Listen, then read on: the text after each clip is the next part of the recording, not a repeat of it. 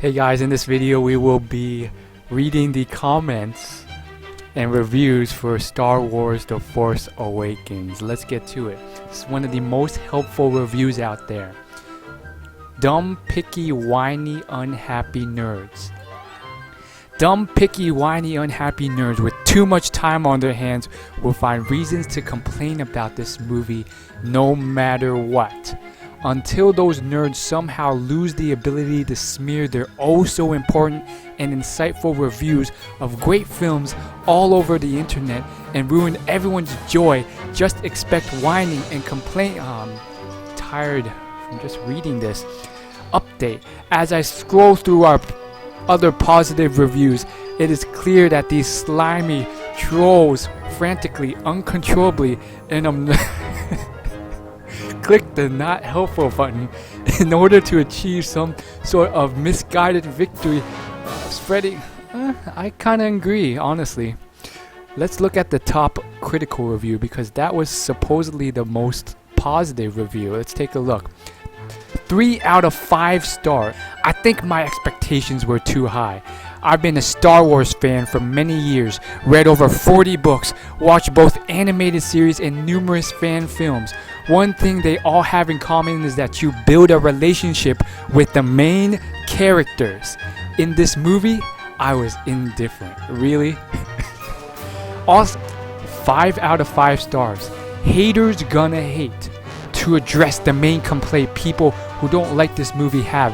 Yes, there are a lot of reoccurring elements from the original trilogy. Read any 1-star review for the details. It's not an accident. It's not laziness. It's an integral part of the plot and done for a specific reason. Kylo Ren wants to be Darth Vader. Oh my goodness. Look at these thesis statements. I mean, come on. This is why George Lucas chose not to direct it anymore. He has to stay true to certain elements of it to please the masses. Oh my goodness. Let's read a little bit of this one.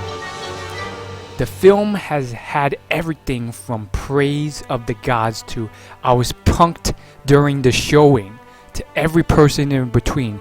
But I am not them. I am just me. A Star Wars fan since I was 5, a Jedi wannabe in my youth, and a relatively unenthusiastic observer as an adult. Episodes 4, 5, and 6 were the best to me. That was what I grew up on, and that is what I judge all the other films and storyline. Man, who has time to read this stuff? Good lord. Let's look for a short review if there even is one. Okay. I'm old enough to 5 out of 5 stars. Can't wait for the next one.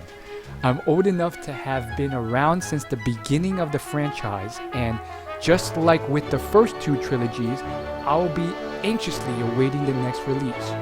You can't love Star Wars and not love this movie. The haters are wrong. This movie is awesome. Come on, Episode 8. First off, I am tired of all these people putting down this movie about how it's a remake. It's not a remake. Yes, it's a lot like A New Hope, and that's not a bad thing. Yes, the movie has some holes, but that's building up for the next 2 movies.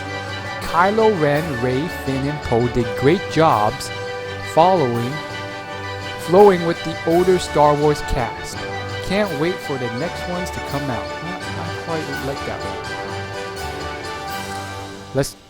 Let's conclude this with another positive review. Oh my goodness. I got a good feeling about this. 4 out of 10. I went into The Force Awakens feeling just like you. The originals enthralled me as a child, and the prequels had a few redeeming features, but were a pale mockery of what made Star Wars great. And now a new trilogy. Will this be the return of Star Wars in all its brilliant humor and emotional force, pardon the pun, or would commercialization, shoddy writing, and cheap fan service strike again? Like you, I entered that cinema enthralled by that first trailer but with nagging doubts. Was J.J. Abrams ready? Could he recapture that Star Wars feeling? Good lord. Just tell me what it was. And the action, it is great too. It's nothing fancy or groundbreaking, but it's full-on big, loud, bold, blockbuster entertainment of the highest order. The Force Awakens is top-notch, tentpole fun, the likes of which we haven't seen for a long time.